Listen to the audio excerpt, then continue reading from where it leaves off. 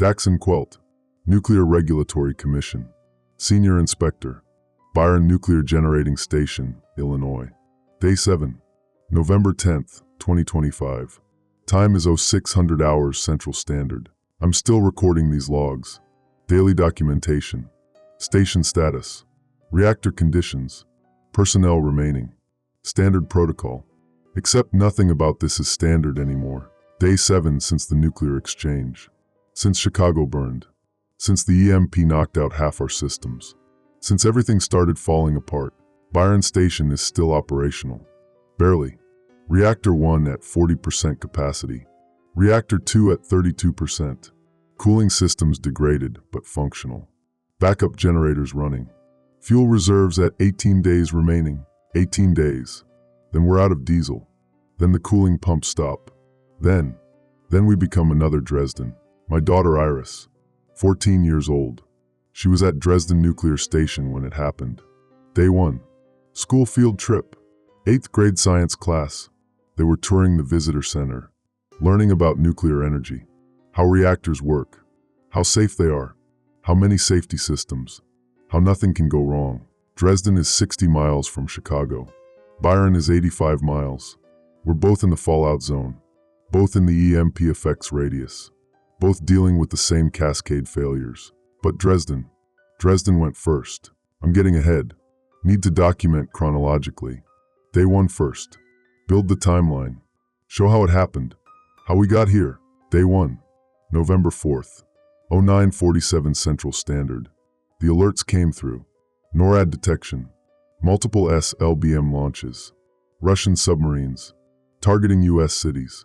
Chicago was on the target list. Always knew it would be. 3rd largest city. Transportation hub. Financial center. Target priority alpha. We initiated emergency protocols immediately. Scram both reactors. Emergency shutdown. Control rods fully inserted. Fission stops. Chain reaction ends. Reactors shut down, except they don't really shut down. That's what people don't understand. You can stop the chain reaction. Stop new fission. But the fuel, the uranium, it's still hot. Decay heat. Radioactive decay continues for years. Decades. The fuel keeps generating heat even after shutdown. That heat has to go somewhere. Has to be cooled. Continuously. Water circulation. Cooling pumps. Heat exchangers. All of it has to keep running. For days. Weeks. Months after shutdown. If cooling stops. If the pumps fail. The fuel heats up. Water boils. Fuel rods melt. Containment breach. Radiation release. That's what happened at Fukushima. 2011. Earthquake. Tsunami. Cooling systems failed. 3 reactors melted down. Radiation spread for miles. That's what's happening now. Across the entire country. Across the world. Nuclear war didn't just destroy cities. It destroyed the infrastructure that keeps reactors safe. Power grids. Supply chains. Communications. Personnel. 431 commercial reactors worldwide. Most of them shut down when the war started. Emergency scram. Standard procedure. But shutting down isn't enough. You have to keep cooling them. For months. Years. And the war. The EMP effects. The infrastructure collapse. The personnel evacuation. It broke the cooling systems. Broke the supply chains. Broke everything that keeps shut-down reactors safe. Day 1. 0952. Chicago impact. 1.2 megaton airburst. Ground zero over downtown. The loop. Fireball 3 miles wide. Thermal pulse to 15 miles. Blast wave to 30 miles. 9.5 million people in Chicago metro area. Estimated casualties. 7.2 million immediate. Another 1.8 million from fallout and infrastructure collapse over next 30 days. Iris was at Dresden, 60 miles southwest of Chicago, outside the immediate blast radius, outside the thermal effects. The school group, 23 students, 4 teachers. They were in the visitor center when the flash happened, when the EMP hit, when everything changed. I tried calling. Immediately. Cell networks down, landlines down. Everything down. EMP effects. Electromagnetic pulse. Fries electronics. communications, vehicles, anything with circuits. Our hardened systems at Byron. They survived. Military-grade shielding, designed for this. But civilian infrastructure, cell towers, phone networks, gone. All of it gone in the pulse. I couldn't reach her. Couldn't confirm she was safe. Couldn't do anything except my job. Keep Byron operational. Keep the reactors cool. Keep the systems running. That's what I'm good at. That's what I trained for. 32 years in nuclear safety. Reactor operations. Emergency response. Every drill. Every scenario. Every protocol. Except the scenario we drilled for. It assumed help was coming. Assumed backup support. Assumed the infrastructure would hold. Assumed we'd have supplies. Communications. The war broke all those assumptions. Day 1. 10-15 hours. First reports coming in. Other nuclear stations. Their status. Through emergency radio frequencies. Military channels. Fragmentary reports. Incomplete picture. Report from their operations manager. EMP effects damaged cooling system controls. Backup generators functional, but main cooling pumps degraded. Attempting repairs.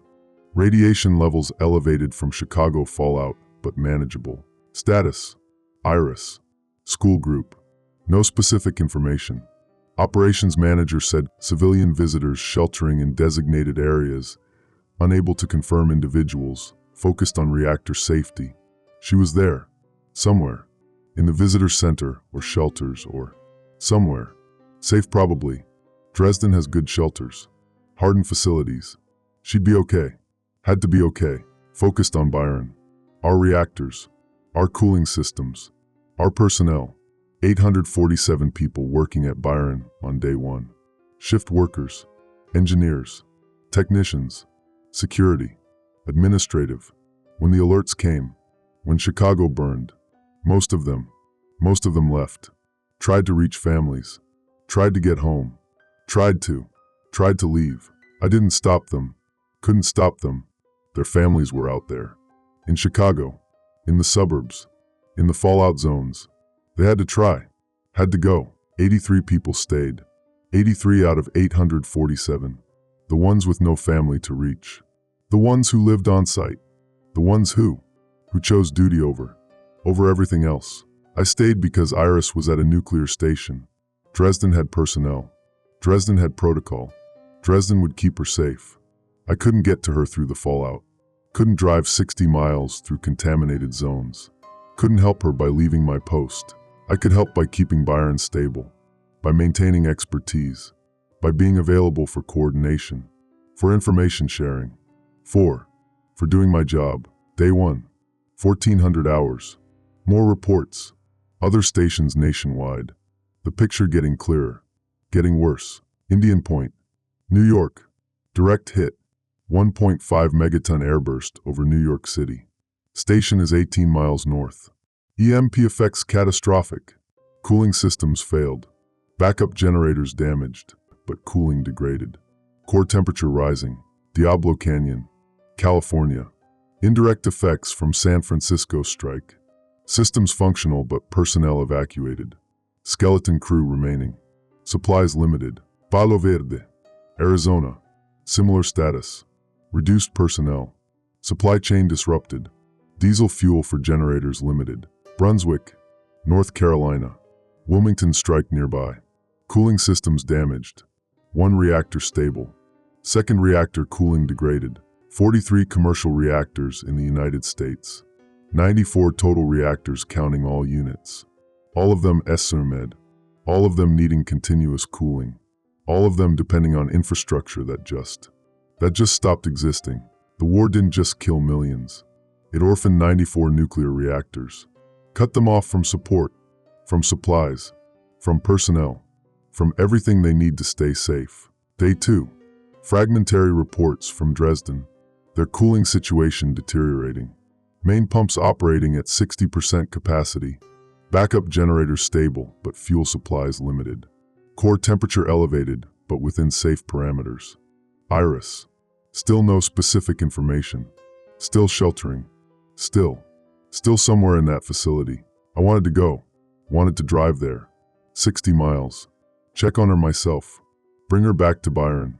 Our facility was more stable. Better supplies. Better situation. But 60 miles through fallout zones. Through contaminated areas. Through regions with 10,000 Röntgen per hour in some places.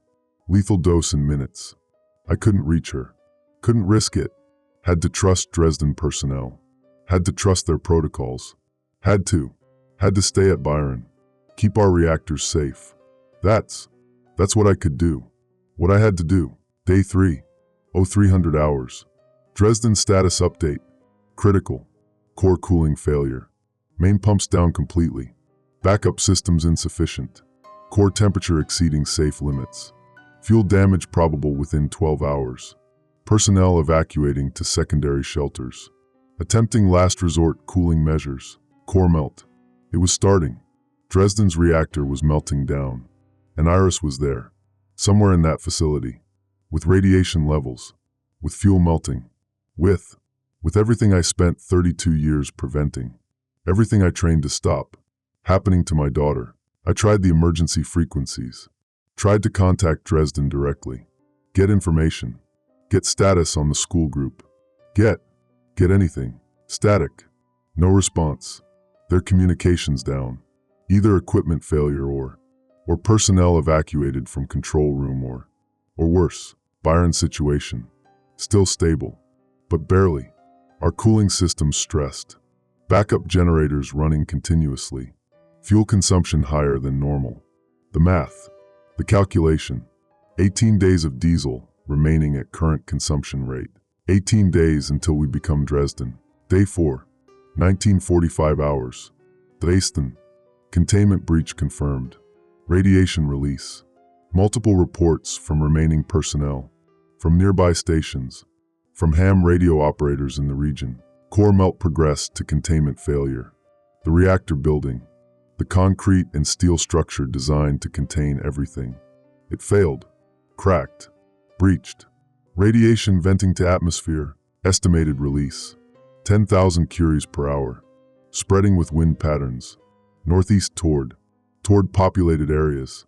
Toward evacuation routes. Toward survivors trying to escape the Chicago fallout.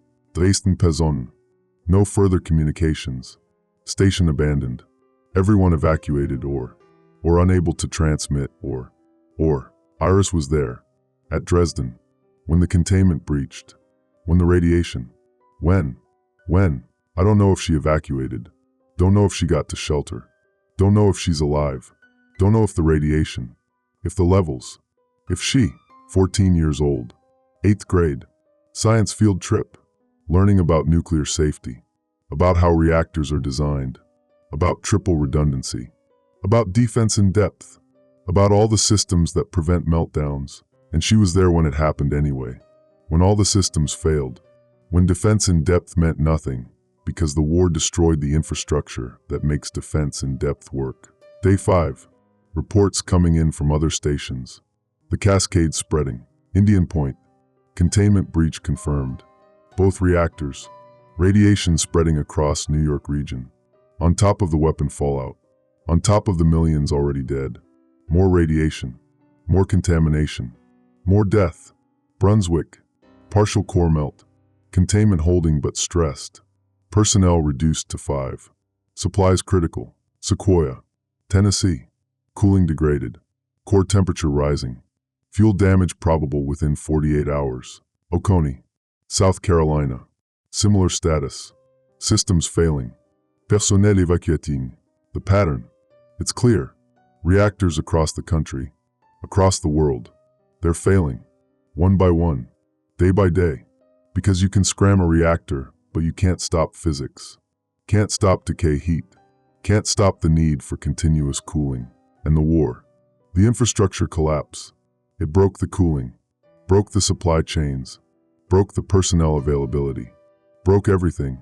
We're watching a global cascade. 431 reactors worldwide. Most of them shut down properly. Most of them following protocol. And most of them are going to melt down anyway. Because shutdown isn't enough. Because cooling is everything. Because the war killed the systems that keep shutdown reactors safe. Day 6. Byron status. Reactor 1 cooling at 73% capacity. Reactor 2 at 68%. Both degrading, slowly but steadily. Equipment fatigue. No replacement parts. No maintenance place. No way to repair what's breaking. Personnel down to 37. People are leaving, trickling away, trying to find family, trying to escape the contamination zones. Trying to survive somewhere else. I don't blame them. There's no rescue coming. No support. No nosleep. We're on our own. When the fuel runs out. When the cooling fails. When Byron melts down like Dresden. Everyone here dies. They know it. I know it. We're all just deciding how long to stay. How long to keep trying. How long before we give up and try to survive somewhere else. Except there is no somewhere else. The contamination. It's everywhere. Chicago fallout. Reactor meltdowns. Multiple release sites. The radiation is spreading across the entire Midwest. Across the whole country. Nowhere to run that isn't contaminated. Nowhere safe left. Day 7. Today. 0600 hours. 23 personnel remaining at Byron. Down from 37 yesterday. From 83 on day 1. From 847 before the war. 23 people. Trying to keep 2 reactors cool. Trying to prevent another meltdown. Trying to delay the inevitable. Fuel reserves. 17 days remaining. 17 days until the generators stop. Until the cooling pumps die. Until core melt begins. Iris. No information since day 4. Since Dresden breached. Since the radiation release. Since I lost contact. She's dead. Probably dead. The radiation levels at Dresden after containment breach. 10,000 Roentgen per hour. Lethal in minutes. If she didn't evacuate before the breach. If she was still in the visitor center or shelters or anywhere near the reactor building. She's dead. If she evacuated, where would she go? The roads. The fallout zones. The contamination. No safe direction. No safe destination. 14 years old. In a group of students and teachers. Walking through irradiated landscape. Trying to find somewhere that doesn't exist. I should have gone to her. Day 1. Should have driven to Dresden. Brought her back. Kept her safe. Protected her. But I stayed at Byron. Stayed at my post. Kept the reactors cool. Did my job. Chose duty over my daughter. And now she's probably dead and I'm still here. Still doing my job. Still keeping Byron operational. Still delaying a meltdown that's going to happen anyway when the fuel runs out. That's what I'm documenting. That's why I'm still recording these logs. Because someone needs to know. Needs to understand what happened. How the nuclear war didn't just kill millions in the blasts. How it orphaned hundreds of reactors. How it created a cascade of meltdowns. How it contaminated. How it killed my daughter while I chose to do my job instead of save her. That's the truth. That's what these logs document. That's all I have left now. Day 7. 0930 hours. Personnel meeting. Conference room. 23 people. Everyone who's left. Need to discuss the situation. The fuel supplies. The timeline. The reality. I'm leading the meeting. Senior Inspector. Highest ranking NRC personnel remaining. My responsibility. My decision. My burden. The fuel calculation. I'm presenting it. Showing the math. Current consumption rate. 200 gallons per hour across both backup generator systems. Let me recalculate. 200 gallons per hour. 24 hours per day. 4,800 gallons per day. Current reserves. 81,000 gallons. Diesel storage. That's just under 17 days. 16.875 days at current consumption. 16 days. Then the generators stop. Then the cooling pumps stop. Then core temperature rises. Then fuel melts. Then containment fails. Then radiation release. Then Byron becomes Dresden, becomes Indian Point, becomes another contamination site spreading death across already poisoned landscape. 16 days to live. The personnel. The 23 remaining. They're looking at me. Waiting for what? For solutions? There aren't any. For hope? There isn't any. For orders, I guess. Protocol. Something to do. Something to focus on besides the math, besides the certainty, besides the 16 days. Options. I'm presenting options. Thinking out loud. Walking through possibilities. Option 1. Maintain current operations.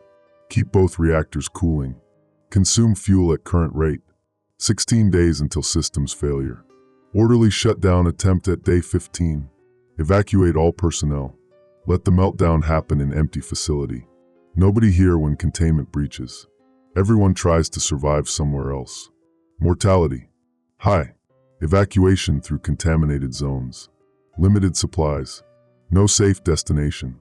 Most of us die within weeks from radiation exposure or starvation or collapse. But at least we're not here when Byron melts down. At least we tried. Option 2. Reduce cooling effort. Focus on Reactor 1 only. Shut down Reactor 2 cooling completely.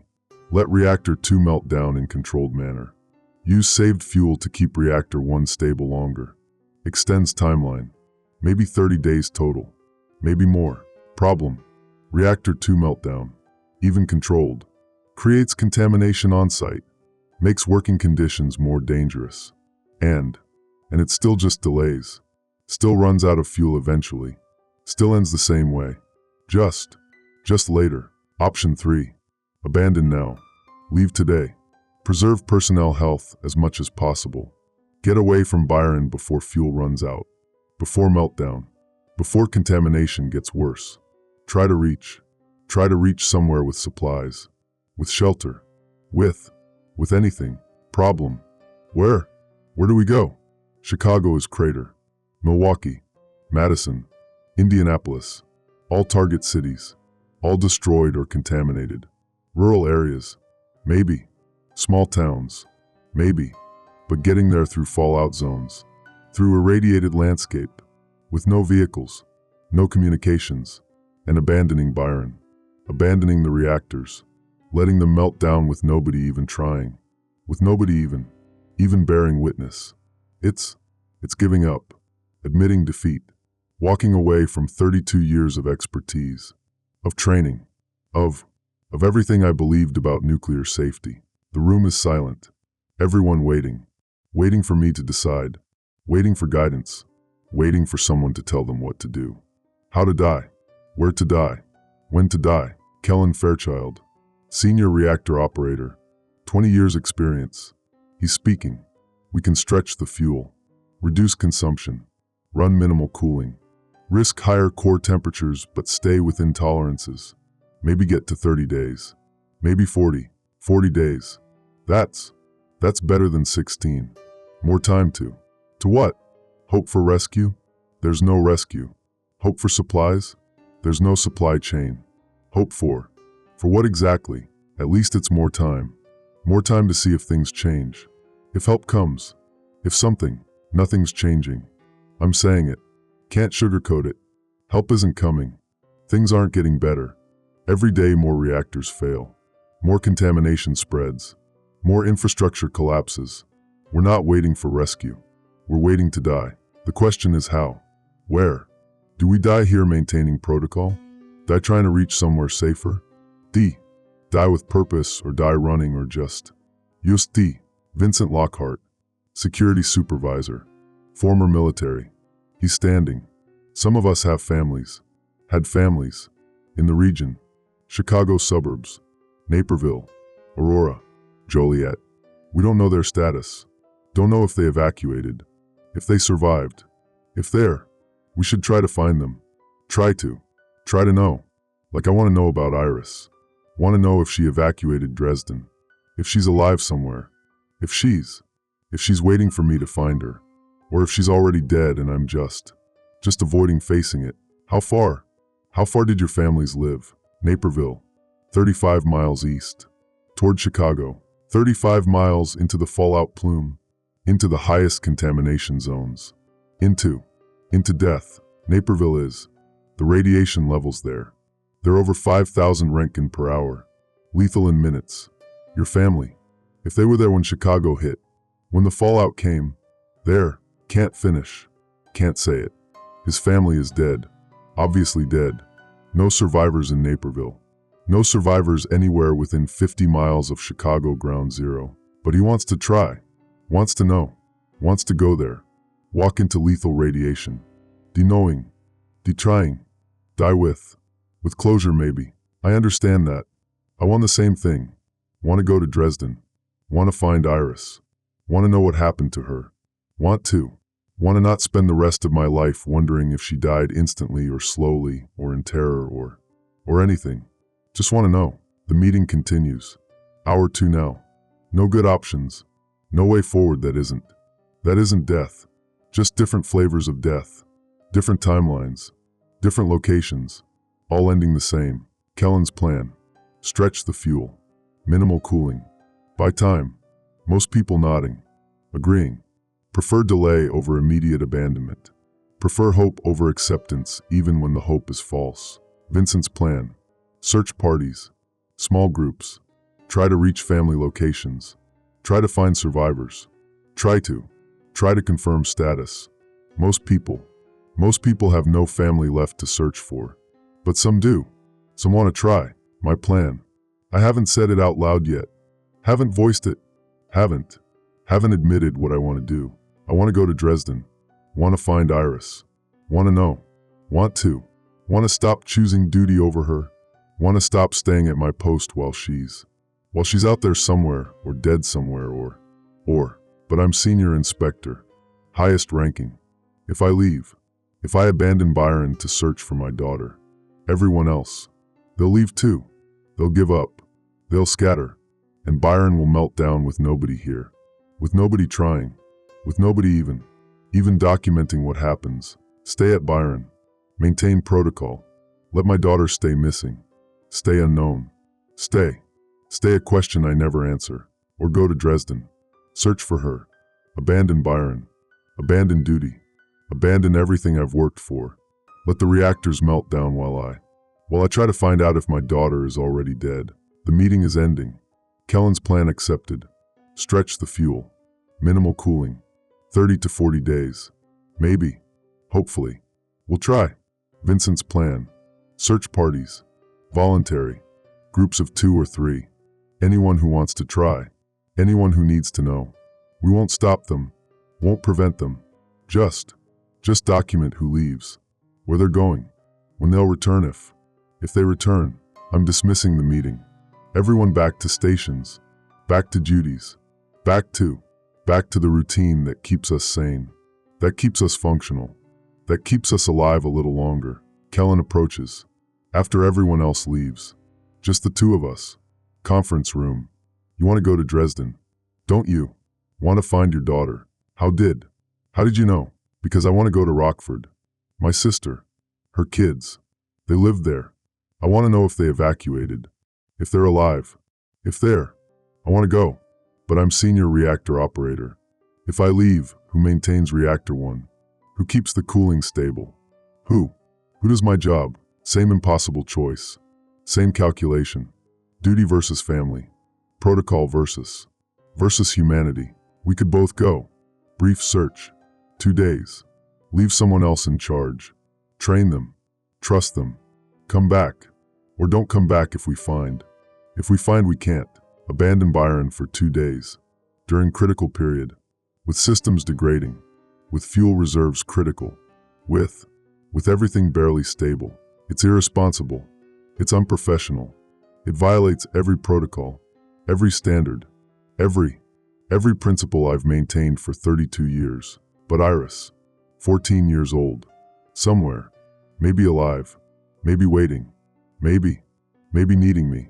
And I'm here, choosing reactors over my daughter. Again, still, always. I'll think about it. We'll see how the situation develops. See if cooling remains stable. See if you can live with not knowing. That's what you're saying. See if you can handle spending the next 30 days wondering if she died alone. Wondering if she called for you. Wondering if she... Stop. Just stop. I can't. I'm trying to be professional. Trying to maintain. Trying to function. I'm sorry. I have the same thoughts. The same guilt. I'm sorry. The conversation ends. Kellen leaves. Returns to Reactor 1 control. Returns to duty. Like I will. Like we all will. Because that's what we have. That's what's left. Duty. Protocol. The routine. The structure. The thing that keeps us from thinking too hard about what we've lost. What we're losing. What we'll lose when the fuel runs out. I'm returning to my station. Senior Inspector Office. Monitoring feeds. Radiation levels. System status. The data. The numbers. The objective measurements of our slow decline. External radiation. Byron perimeter. 18,000 Roentgen per hour. Up from 12,000 yesterday. The Dresden contamination spreading. Wind patterns bringing it north. Bringing it to us. Bringing Iris's death. If she's dead. If the radiation killed her. If that's why I can't find her. Can't contact her. Can't know. The numbers. They're all I have now. The measurements. The logs. The documentation. Facts. Data. Truth distilled to readings and calculations and half-lives. Decay heat projections. Reactor 1 core temperature. Rising despite cooling. 780 degrees Celsius. Safety limit 850. We're approaching margin. Approaching the edge. Approaching the point where cooling isn't enough. Where physics wins. Where the fuel melts regardless of what we do. Kellen's plan. Minimal cooling. It buys time but raises core temperature. Higher risk of fuel damage. Higher risk of breach. Trading future stability for present fuel conservation. Logical choice when there's no future anyway. When 30 days or 40 days are both death sentences. Just slightly different timings. I'm recording this. All of it. These logs. This documentation. Because someone should know. Someone who survives.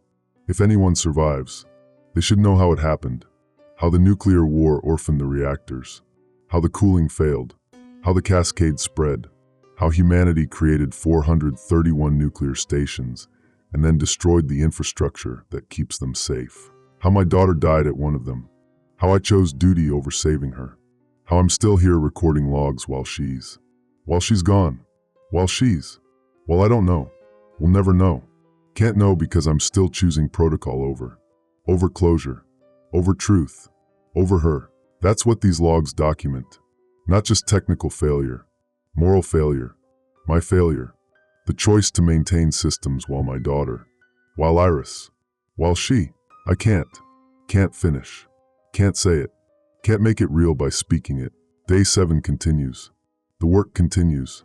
The countdown continues. 16 days. 15 now. 15 days until the generators stop. Until Byron becomes Dresden becomes another meltdown in the cascade. 15 days to decide. Stay or go. Duty or daughter. Protocol or truth. 15 days until it doesn't matter anymore. Day 9. 0400 hours. Radiation alarm. External sensors. Critical reading. Byron perimeter. 42,000 Roentgen per hour. That's more than double yesterday's reading. More than double. How is that? Where is it coming from? I'm checking the monitors. Wind patterns. Contamination sources. Tracking the radiation. It's not Dresden anymore. Dresden's plume already passed us. Spread northeast days ago. This is new. This is different. Second alarm. Internal sensors. Reactor 2 containment. Radiation levels elevated. 16,000 Roentgen per hour inside containment building. That's core damage. That's fuel breach. That's meltdown. Reactor 2. We stopped cooling it. Day 7. Kellen's plan. Focus on Reactor 1 only. Let Reactor 2 melt in controlled manner. Save fuel. Extend timeline. Controlled manner. That was the plan. Controlled. Gradual. We'd monitor. We'd track progression. We'd evacuate before containment breach. The containment is breaching. Now. Day 9. 3 days faster than projections. 3 days less warning than we calculated. I'm initiating emergency protocols. Sounding evacuation alarm. All personnel to primary shelter. Secondary containment doors sealing. Ventilation systems switching to filtered mode.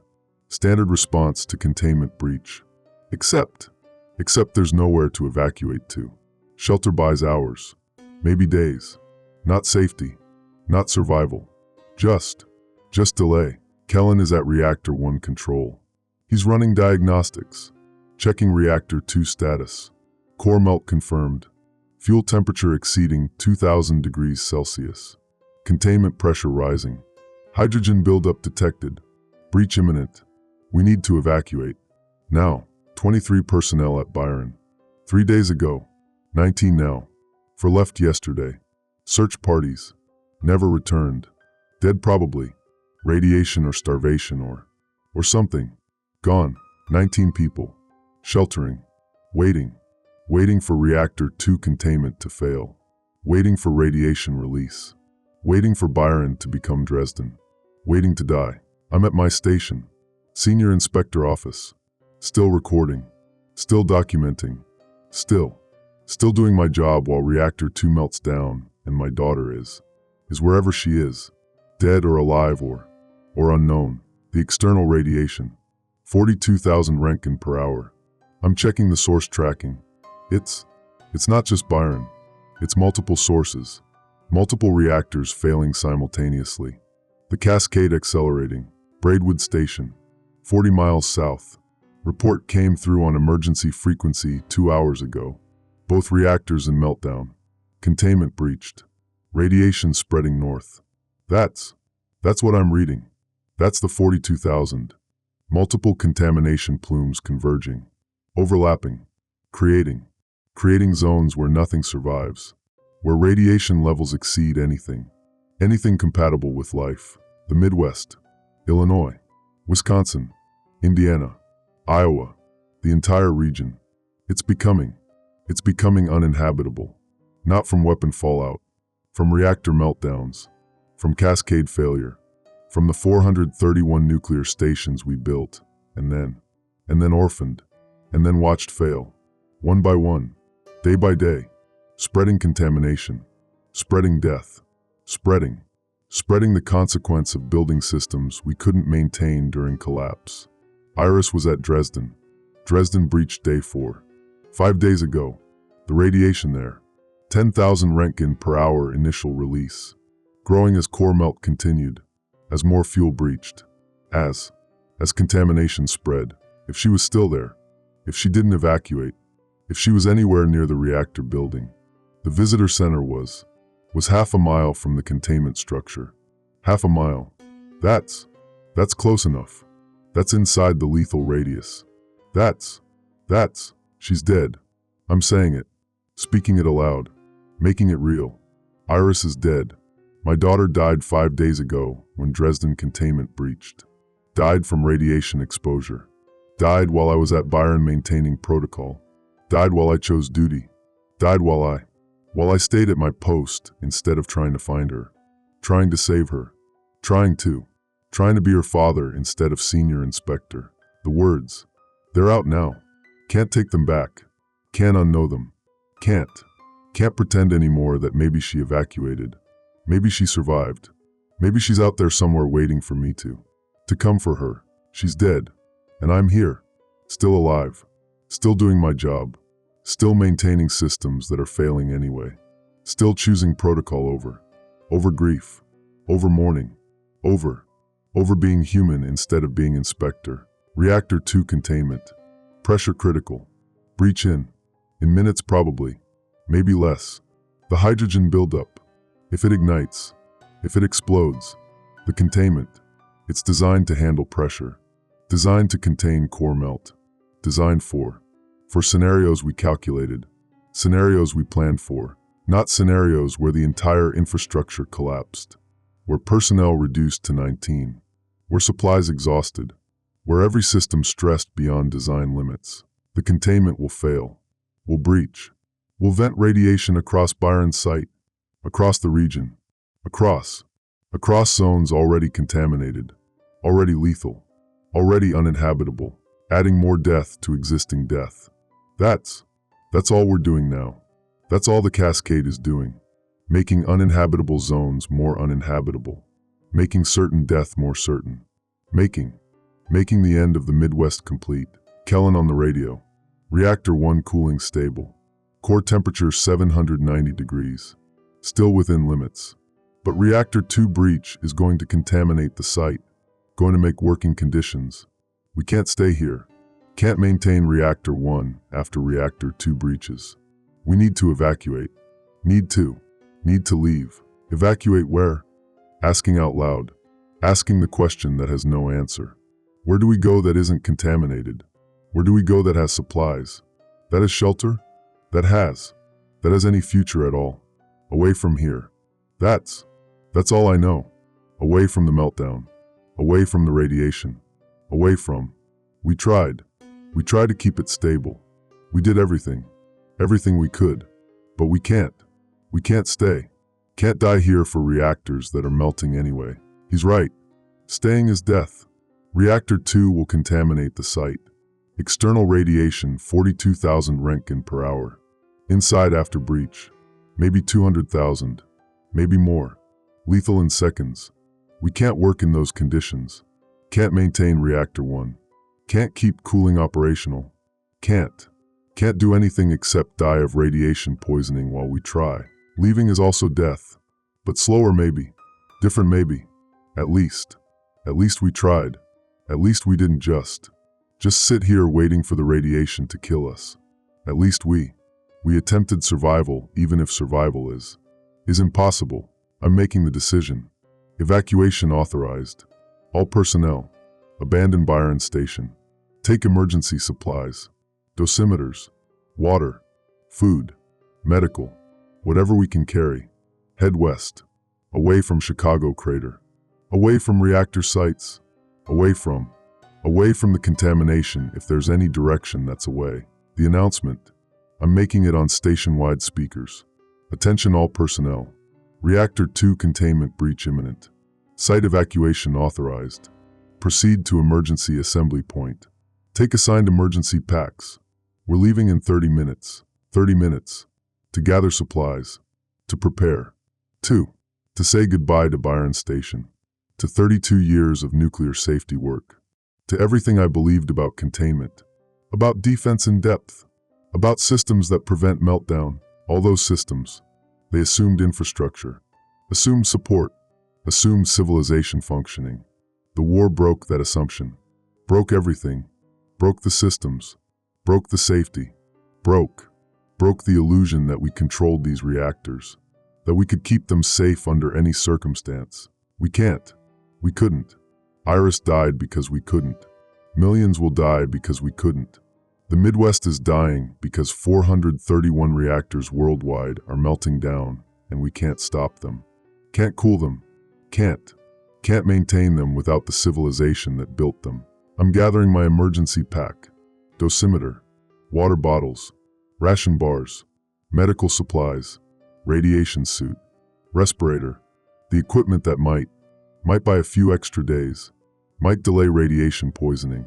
Might let me survive long enough to what? See how much worse it gets. See how completely the cascade destroys everything. See the world end in slow motion instead of quick. The personnel, 19 of us, gathering at assembly point. Outside, on the grounds, Byron Station behind us. 2 massive containment domes. Reactor 1 still operational. Reactor 2 melting. Both of them monuments to our failure. To what we built and couldn't maintain. To the price of nuclear energy in a world that stopped existing. Kellen is doing final shutdown of Reactor 1. Not full shutdown. Just automated systems. Minimal cooling. Let it run on its own. Hope it stays stable. Hope the fuel lasts. Hope for something we won't be here to witness. When the fuel runs out. When Reactor 1 cooling fails. It'll melt down too. Days from now. Weeks maybe. Add more contamination. More radiation. More death to a region already dead. Nobody will be here to document it. Nobody will record the final failure. Nobody will bear witness to the end. It'll just happen. Silent. Unrecorded. Another reactor melting in empty facility while the world dies around it. Vincent is pointing west. We head that direction. Away from the contamination plumes. Away from Chicago. Maybe 50 miles. maybe 100. Find rural areas, small towns. Maybe some places survived. Maybe there are people, supplies. Maybe. That's all we have now. Maybe, possibly, perhaps. Hope without foundation, hope without evidence, hope because the alternative is accepting we're walking into death. Slow death from radiation, slow death from starvation, slow death from the collapse that's still spreading, still accelerating, still consuming everything. Reactor 2 containment, the pressure alarm, critical, imminent failure. We're leaving, now, 19 people, walking away from Byron Station, walking west, walking into whatever's left, whatever survives, whatever comes after the cascade completes, after all 431 reactors finish failing, after the contamination spreads, after the Midwest dies completely, the explosion, behind us, Reactor 2, not nuclear explosion, the buildup, the ignition, the blast wave. We're far enough, 200 yards. The shock wave hits, knocks some of us down. The containment structure, damaged, cracked, radiation venting, visible on dosimeters, readings spiking, 90,000 Roentgen per hour, 120,000, 150,000. We're running, moving away, getting distance. The radiation, it's spreading fast, wind carrying it, chasing us, killing everything in its path. Grass dying, trees dying, animals dying. We're dying, slowly.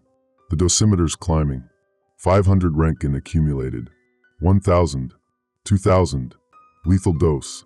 We've already absorbed lethal dose, already dead.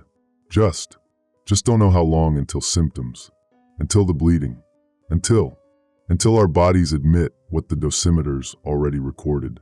We're dead, all 19 of us, walking dead, radiation poisoning, days or weeks, depends on exposure, depends on accumulated dose, depends on how much death we absorbed running from Byron, running from Reactor 2, running from the consequence of our choices, our designs, our belief that we could control atoms and maintain that control forever. We couldn't. Iris died because we couldn't. We're dying because we couldn't. The world is dying because we couldn't. That's the truth. That's what these logs document. That's what I'm still recording even though I'm dead, even though we're all dead, even though nothing matters anymore. Still recording, still documenting, still doing my job. Because that's what I am. That's all I am. Senior inspector, documenting failure, recording collapse, bearing witness to the end of nuclear safety, the end of containment, the end of everything we built. Day 14. I'm still alive. Barely. We're 53 miles west of Byron, rural Illinois, small town, population 500 before the war. Population, I don't know now. Maybe 50, maybe less. Survivors, scattered, sick, dying, all of us dying. Radiation sickness. The symptoms started day 10. Nausea, vomiting, fatigue. Day 11. Hair loss, bleeding gums, bruising. Day 12. Worse, internal bleeding, organ failure beginning. Day 13. 3 of our group died. 16 left now from the original 19 who left Byron. The accumulated dose. My dosimeter reads 8,000 Roentgen total. That's multiple lethal doses. That's certain death. Question isn't if. Question is when. How long? How much suffering before? Before organs fail completely. Before bleeding becomes terminal. Before I join Iris. Join the millions. Join the dead. I'm still recording, hands shaking, hard to hold the device, hard to speak clearly, voice weak, but still documenting, still recording, still maintaining the log, because that's what I do, that's who I am, even dying, even suffering, even at the end, the town, what's left of it, no power, no water, people dying in houses, In streets. From radiation. From starvation. From despair. From the knowledge that there's nothing left. Nowhere to go. No future. No point. Kellen died yesterday. Day 13. Internal bleeding. Hemorrhaging. He lasted longer than most. Strong. Determined. But radiation doesn't care about strength. Doesn't care about determination. Just kills. Slow. Inevitable. Certain. Before he died, he asked if I regretted it. Regretted staying at Byron. Regretted choosing duty over family. Regretted not going to Rockford. Not trying to find his sister. Not knowing. I told him yes. Told him I regret everything. Regret staying at Byron while Iris died at Dresden. Regret maintaining protocol while she needed me. Regret choosing to be senior inspector instead of father, instead of human, instead of anything that mattered. He nodded. Understood.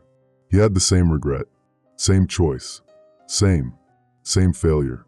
We both chose duty, both chose protocol, both let our families, let them die alone while we maintained systems that failed anyway, that melted down anyway, that killed millions anyway.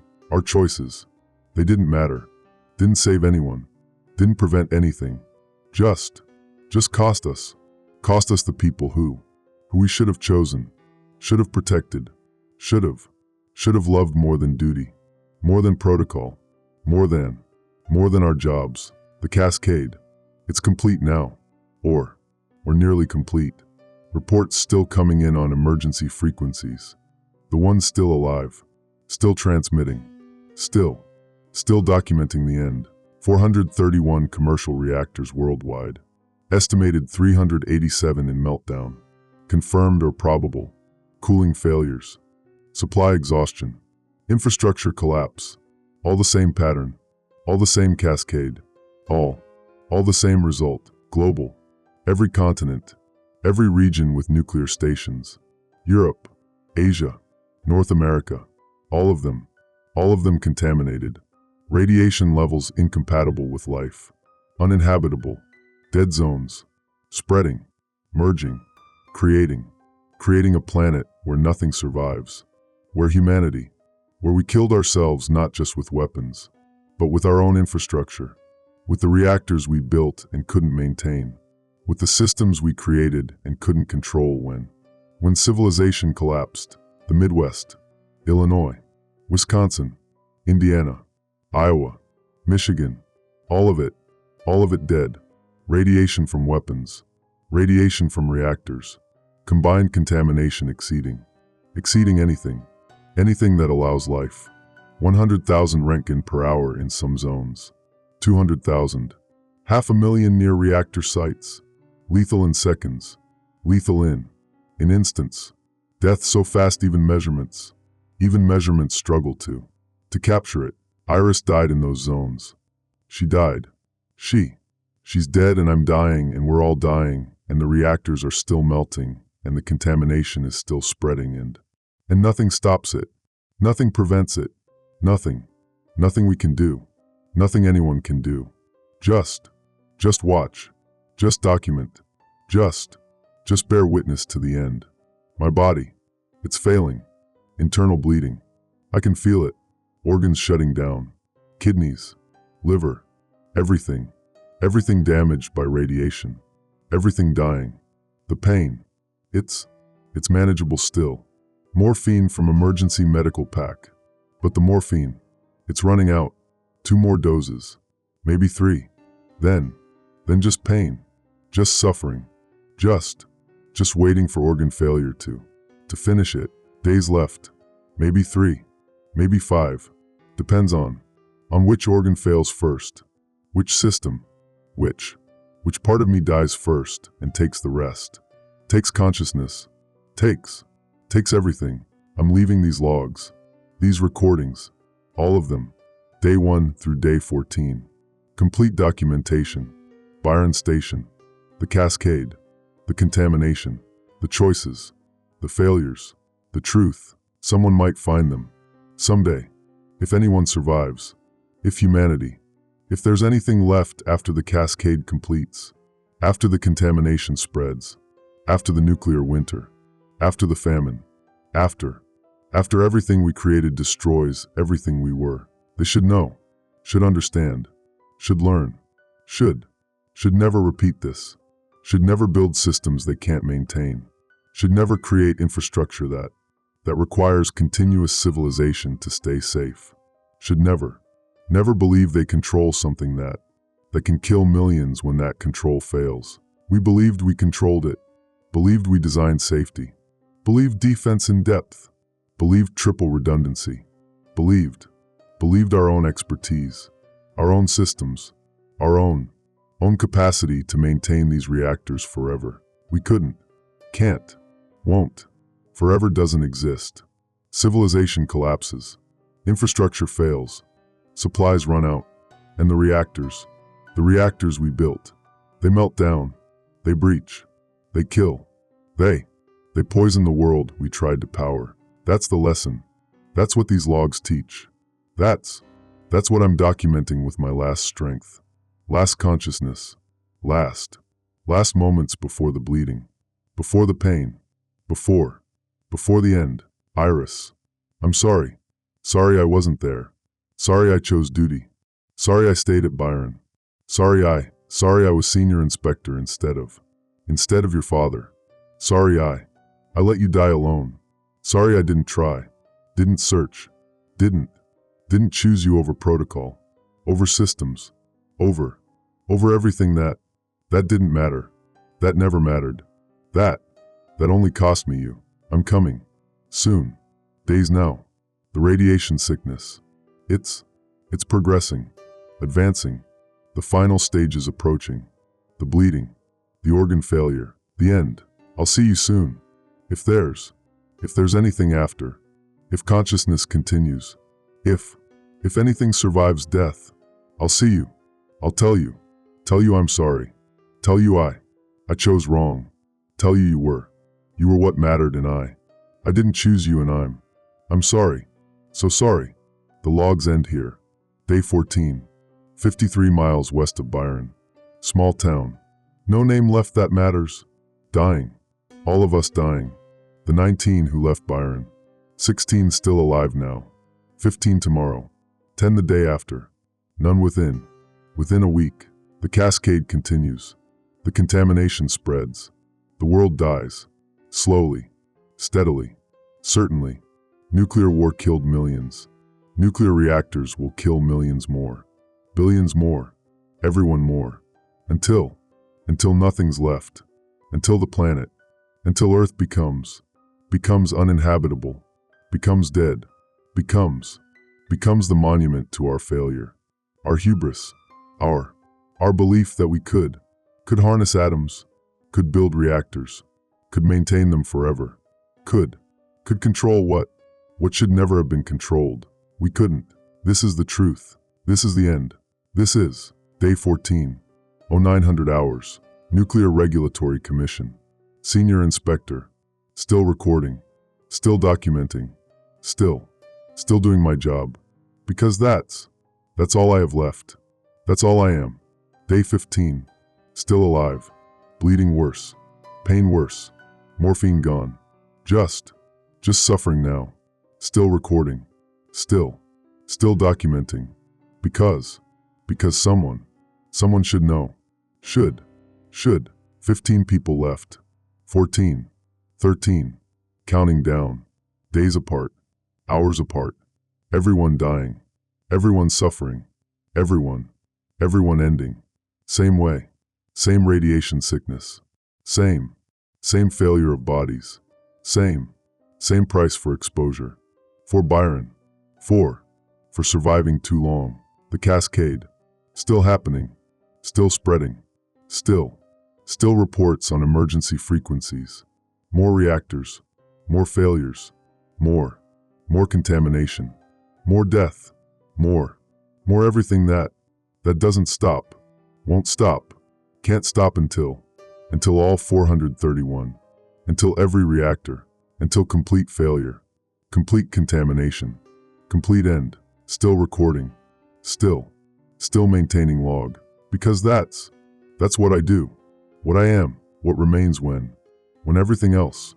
When Iris. When duty. When choice. When. Day 15. Still here. Still documenting the end. Tomorrow. Day 16. If I survive. If. End documentation. Recording device found day 23. Final entry incomplete. Speaker deceased.